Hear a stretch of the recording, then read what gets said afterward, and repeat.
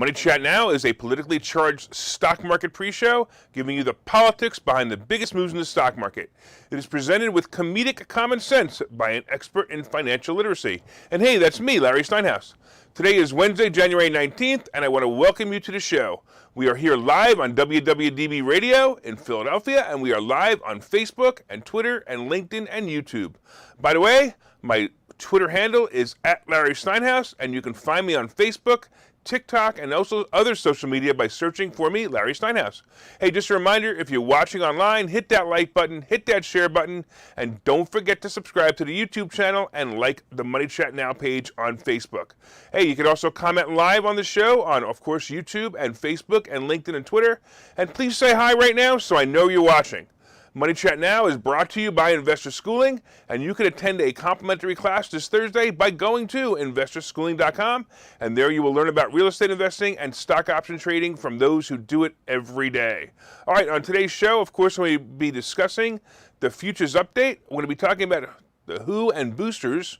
We're going to be talking about Omicron slowing. Exxon is woke. Oh, that's just funny. Microsoft buys Activision. Apple AirTags. You definitely want to pay attention to this segment. Also, California U-Haul shortage. All right, let's talk a little bit about the futures and what's going on here. Yesterday, honestly, was worse than expected. When the bond rate moved up to about 1.8%, I knew we were going to have trouble. I didn't expect Goldman Sachs earnings to be really bad, and that was all the market needed to sell off. The Dow dropped over 600 points at one point, and it basically finished down about 543 points. Yike. The NASDAQ was crushed, and it closed down almost 387 points. It was brutal. Right now, look, I'm expecting and hoping for a traditional dead cat bounce, and right now the futures are sitting here right now at 51. The S&P is up at 10, and the NASDAQ is up 45, so maybe we'll get something. Hey, I want to say hello to Tommy online. I want to say hello to Bill online, and of course Jane online. Thank you guys for listening. I always appreciate you guys. And Sal, hey Sal, thanks a lot. All right. Let's talk about the WHO and boosters. Apparently, the World Health Organization is no longer getting its marching orders from big pharma or greedy politicians. And it was made evident by their latest announcement about boosters. You ready for this? There's no evidence right now that suggests healthy children and adolescents need booster shots to supplement their COVID-19 vaccinations. This was said by the World Health Organization chief scientist, Dr. Swaminathan, whatever her name is anyway. All right, she said this yesterday. The WHO is also trying to use the efforts to get the most vulnerable vaccinated and not worry about the people who were never at risk in the first place. Ugh.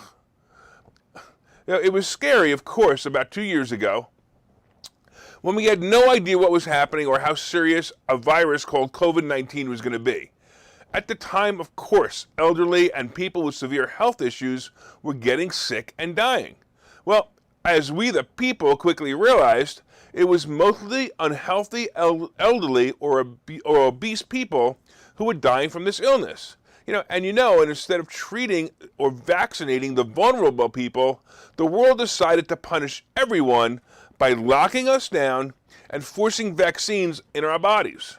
Well, now, as we're ending the second phase of COVID, the scamdemic, we're realizing that many of the vulnerable aren't getting the vaccine because it isn't available to them. Of course, there are those who don't want it.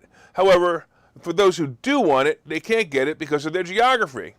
Well, the WHO wants to concentrate more on these people getting a first dose over someone else who is just looking for a booster.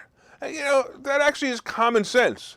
I don't necessarily agree with the vaccine or agree that it actually works, but if people do think it works and it needs to be used, yes, get it to the people who need it more, not the people like you, not me, but you listening, who's been vaccinated and is probably perfectly healthy and doesn't need a booster. The other problem the WHO is dealing with is the question of how many boosters will be enough. I love how they go from boosters aren't necessary to how many boosters will be enough. I'm sure you've heard the rumors of the 4th shot and jokes about the 10th shot. Of course, the real problem isn't how many shots, it's are the shots actually working? Last week, I went over a long list of liberal politicians who have had both doses and boosters and still got COVID. Hey, WHO, keep my shot and keep the shots of my fellow patriots like you guys listening and give them to people who need them in other countries. Remember when your mother used to say, hey, there are people in India who are starving because you didn't eat your food, right? Now, and it used to say, hey, send my food to them. Hey, who? Send my shots to other countries who need them. I don't need it. All right, let's talk about Omicron. Well, as predicted, and to make it easier for politicians to finally end this scandemic, reports of Omicron cases are finally slowing. And here's some interesting data. According to Johns Hopkins University, the U.S. has reported an average of 800,000 cases per day over the past week. This happened to be more than 3 times the levels seen last winter. Hey, thanks a lot, Joe. I really appreciate you, Joe Biden, that is. I really appreciate you solving this problem. Oh, boy, anyway. All right.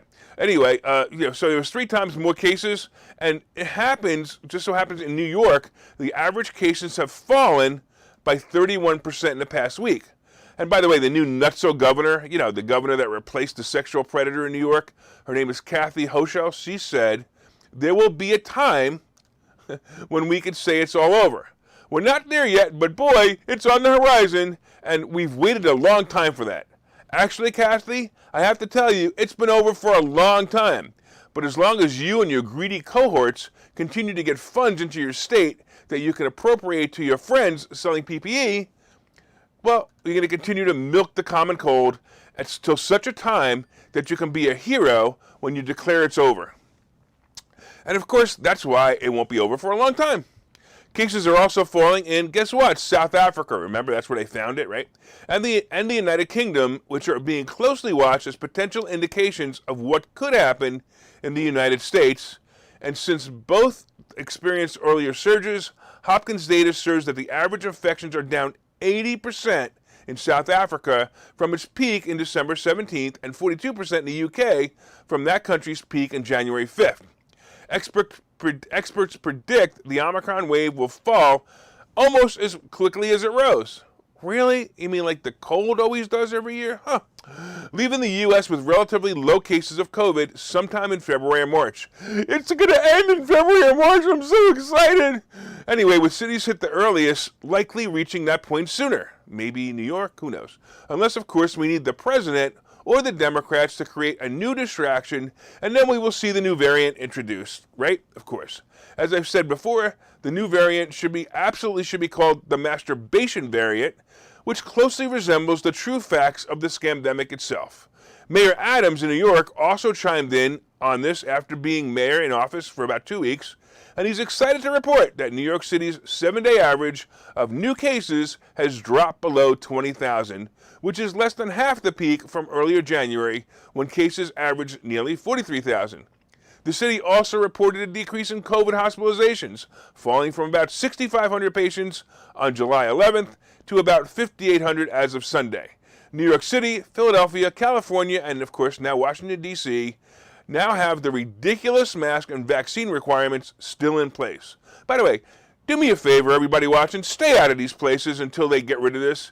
Don't you dare show your papers. How dare they ask? Anyway, the virus called COVID-19 has long left the building, but the idiots in charge were left there to carry on the legacy. What the American people fail to realize is this isn't the legacy of COVID, it's the legacy of, clearly, Nazi Germany, and we're all going to suffer because of it. All right.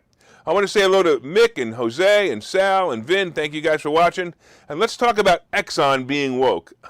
Exxon being woke. That was actually the title of the article until they changed it. Exxon is woke. All right.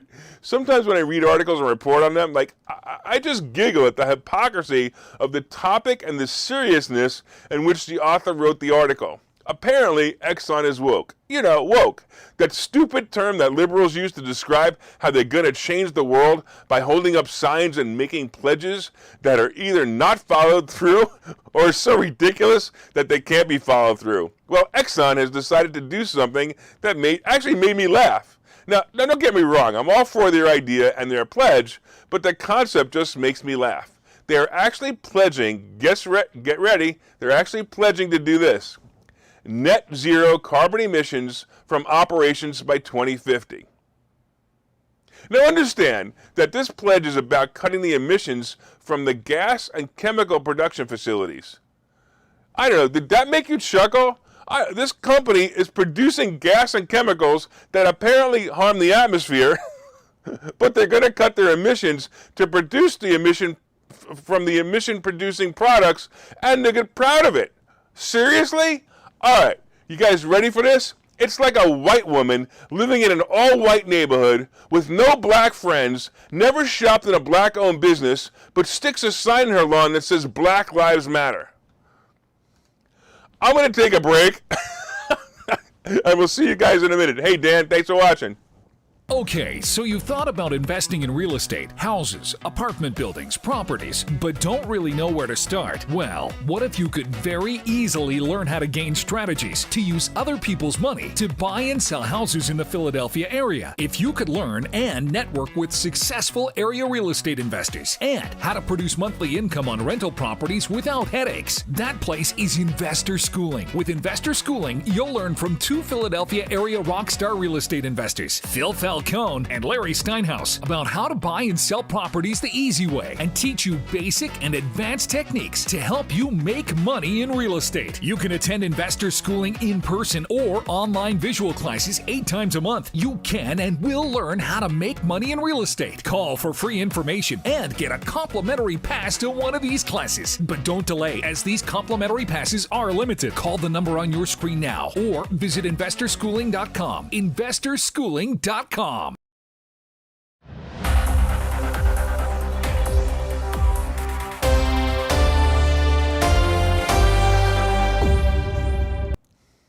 All right, welcome back to Money Chat Now. I am your host, Larry Steinhouse. And of course, if you'd like more information on Investor Schooling, you can go to investorschooling.com or you can call 866-424-2829, 866-424-2829. Hey, I want to thank all those people listening on WWDB Radio in Philadelphia. And if you're watching online, please hit that share button. Dan, did you share it yet? Come on, Mick, did you share this yet? Share this. I can see when you're sharing it, so don't lie to me. All right, hit that share button so you can help your friends learn about how to make more money. Hit that like button. Let me know you're enjoying the show. And, of course, leave comments on Facebook and Twitter and LinkedIn and YouTube, and I will try to respond to them. So Dan says, this is on fire. Finally, someone who speaks the truth. Best show every morning. I think he's talking about my show. All right. So far, we've been discussing the futures update, and the Dow is up 62 points, the S&P is up 11, and the NASDAQ is up 44.75. Hey, we talked about the WHO and the booster shots and why, I don't know, they say booster shots aren't that important. We've been talking about Omicron slowing, and we talked about Exxon being woke. It just makes me laugh. All right, we're going to be coming up, and we're going to be talking about Microsoft buying Activision, Apple AirTags. Do you guys want to listen to this report on Apple AirTags? It's really important. And we're going to be talking about the California U-Haul shortage. I bet you can almost guess what that's about. And of course, we're going to be talking about today's picks and plays. But first, did you guys hit that like button? Come on, hit that share button. Don't forget to leave comments on Facebook and LinkedIn and YouTube and Twitter.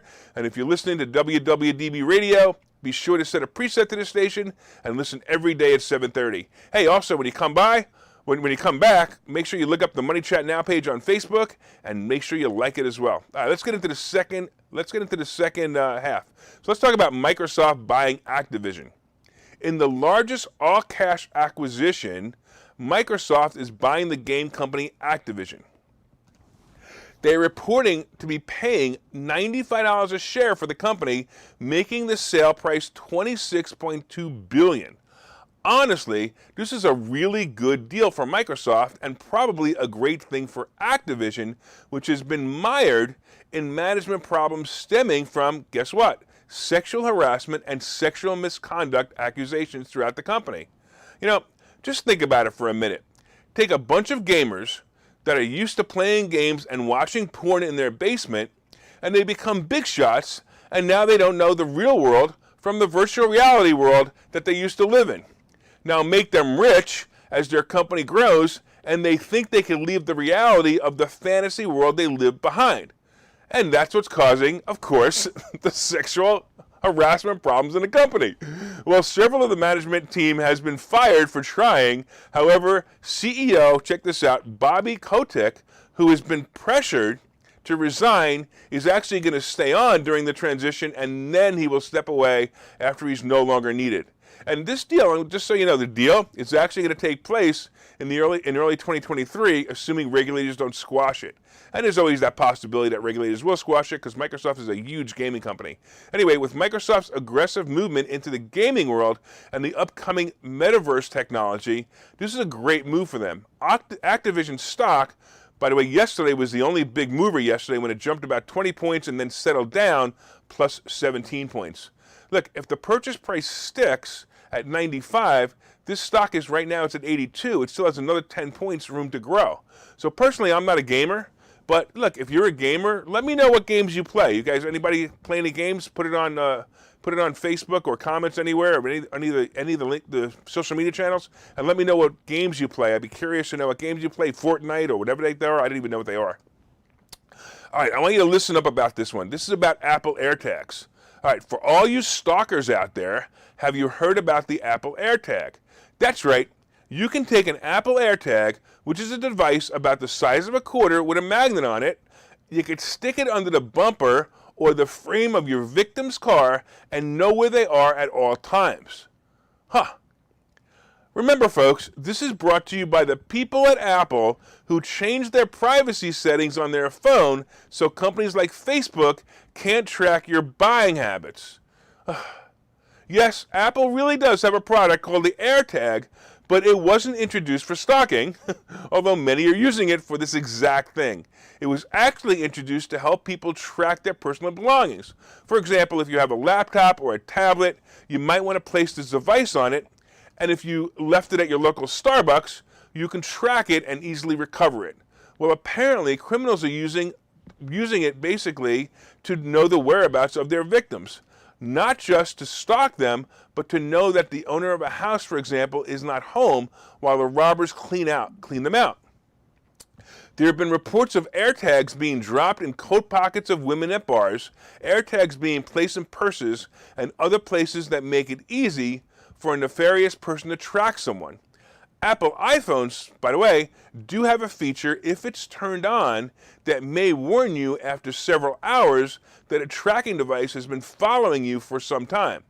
So if you get a signal, you may get an actual notice from your iPhone. But for other phones like Android, you would need to download an app to search for the AirTags. Now, there have been reports on social media of people receiving this notification and then finding the AirTag. Some were hidden pretty well, and some took some time to find it. Look, if you get this notification, try to find the AirTag, and you may also want to call the police and report it. Apple says that they may be able to track the person who's tracking you through an electronic signature in the AirTag, and they're going to work with the police to help to find the stalker. But, be careful. Hey, by the way, Tommy, hey, if while you're watching online, I see that you just left and went to the bathroom. Hurry back for the next report. You don't want to miss anything. All right, let's talk about California and the U-Haul shortage. Are you back yet, Tommy? Oh, there you are. Okay, now I got you back. Okay, cool. All right. Do I even have to explain this one? That's right. California has a U-Haul shortage. U-Haul, the #1 truck rental company to move, basically, is practically out of one-way U-Haul rentals in California. That's right, because so many people are leaving the state and so few are entering the state that the one-way rental business is turning out to be a bad idea for U-Haul. As you may know, U-Haul has both in-state and one-way rentals. You pay a little bit more for, of course, to go one way, and you unpack all the stuff in your new home and then drop the truck at a local U-Haul rental center near your new home. Now, U-Haul, it was assumed that with the people moving in and out, of states often, that the rental locations would somehow even out, and it probably has been working for many years, of course, until the mass exodus from California, from the communist country that is known as California, changed all that. Of course, it's no surprise that Texas now has the largest supply of U-Haul trucks, and I'm sure Florida is the next largest.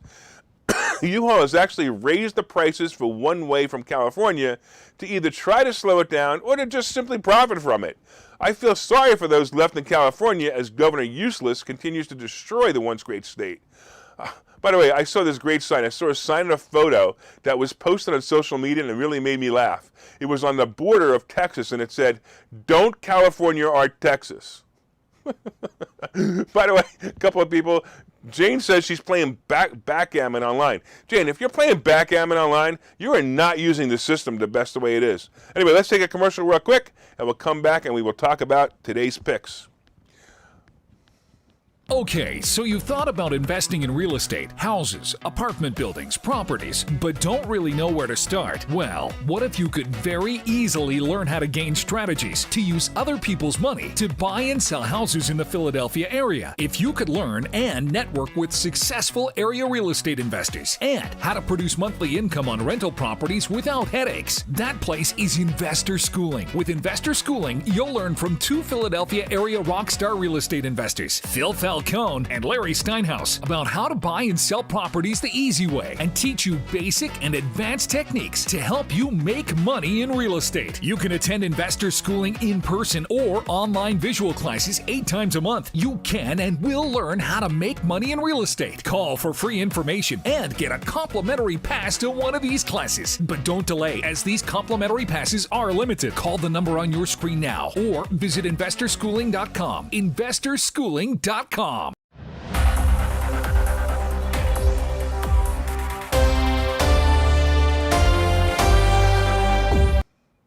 right, welcome back to Money Chat Now. I'm your host, Larry Steinhouse. And of course, if you'd like more information on Investor Schooling, you can go to investorschooling.com or call 866-424-2829, 866-424-2829. All right, so far we've been discussing the futures update, and right now the Dow is up 45, the S&P is up almost 8, and the NASDAQ is up 27.5. We talked about the WHO and boosters and why they're saying that you don't need them, but you might need 4. You don't need them, but you might need 4. I don't know, whichever one the narrative says. We talked about Omicron slowing, no kidding, and we talked about Exxon being woke. We talked about Microsoft buying Activision, and we told you to look for Apple AirTags, and of course, the fact that so many people are moving out of California that they have a U-Haul shortage. Coming up is today's picks and plays, but hey, did you guys hit that share button? Come on, Jane, hit that share button. Tell everybody to know that you're watching this. Did you hit that like button? And of course, you're going to let everybody know what great stocks are what stock plays are coming by sharing this information, and you can share on your page or in groups. So put it in groups too. And everybody will know the great stock plays that we'll be talking about. You can leave comments on Facebook and Twitter and YouTube or LinkedIn. And of course, if you're listening on WWDB Radio, set one of your presets to this channel and listen every day at 7:30 for all you need to know about politics, behind the stock market, and get a little laugh at the same time. All right, let's talk about what's happening. So yesterday was a rough day. It was predicted, and if you remember yesterday, I told you the market was going to go down. I've been saying it for a couple of days now. But the bond rate was actually scaring investors into thinking the economy and the stock market are going to come crashing down hard, and that's the truth. But the bank stocks, which are usually a kickoff earnings season, with a bang, they came below yesterday. What happened was it came below yesterday when I forgot who reported, but anyway. However, today we had some good bank estimates. We had Bank of America report, we had Morgan Stanley report, and we also had Procter & Gamble report. And so far, these are going to be good reports. I will have to say that we're going to start to see the market start to come down a little bit as the Fed raises interest rates, and because of that, watch for the vacillation in the market this year. But will tell you that this is going to bring us opportunities in stocks and stock options if you know how to find them. Of course, if you don't know how to find them, reach out to me and I'll tell you how you can learn more. Here are some plays for this month. I'm going to highly recommend that you get into Meta, and that's the symbol Facebook or FB. It's a no-brainer. Facebook always goes up before earnings, plus Facebook is probably going to crush it. Apple will also do well. Look, and anyway, if not, I'm going to put an AirTag on Tim Cook and follow him until he tells me why. All right, also the airline stocks, I'm going to pull back a little and then jump in. Today's notable earnings, of course, were Bank of America, Alcoa, and Procter & Gamble, and they all are coming in right now. I haven't seen Alcoa, but Procter & Gamble came out well. Bank of America came in well, and basically they're going to set the tone for the day. And by the way, American Airlines is tomorrow, and fingers crossed it'll be a good one. But most importantly, what you're going to be looking for tomorrow at American Airlines is going to be the guidance more than the stock. So it may not do so well in revenue, although I actually believe it will do well in revenue. But I'm also going to say the guidance is the most important thing you're going to be looking for tomorrow. That will make the difference. And right now, and I'm actually surprised the Dow is only up 44, the S&P is only up 8, and the Nasdaq is only up 32, based on the good earnings that are coming in. But unfortunately, the bond rate is probably keeping it down, and that may be the problem. But I like the play. So if you guys want to be in the market today, I think you're going to do really well. If you bought yesterday, you're going to be really happy. All right, so let's talk about the crypto scene. Crypto didn't feel the pain as much as the stocks did yesterday. And Bitcoin is still hovering at around 42,000, and Ether still around 31.5. But, I've been watching them, and I've been saying this for a while. I think you should wait for them to drop between 10 and 15% before you get in. Now, here's a play to play Bitcoin without playing Bitcoin. I would play Coinbase. So Coinbase with the symbol COIN, coin, is also a good play, and it's going to bounce back along with the crypto bounce. I like Coinbase right here, and as a matter of fact, I think Coinbase is sitting right around, I think it's right around 225 right now, and I would have a target level, get out about 240 to 250, even though I know it's going to be higher, but I would definitely play it. It's going to be a good play. Gold is also hovering at around 1,800. Silver moved up yesterday about 23, and I always find that when my auto buy for silver triggers, it's always at the top of the market, so it must have triggered yesterday. Either that or I'm buying a lot more silver, and I have a great effect on the price. All right, a final look at the Treasury bond. Let's see what we are here right now and see what's going on with that. Right now, the Treasury bond, 1.879. It did peak at 1.9, which is scary, and 2 is going to be even scarier, and I'm going to tell you, get used to it as the Fed gets ready to raise interest rates. Hey, of course, let me know. Let me know if you made any money, again, by listening to this show. We had a couple of people yesterday say that they did really well. And, of course, if you're a first-time viewer on Facebook, please be sure to tune in every day at 7:30.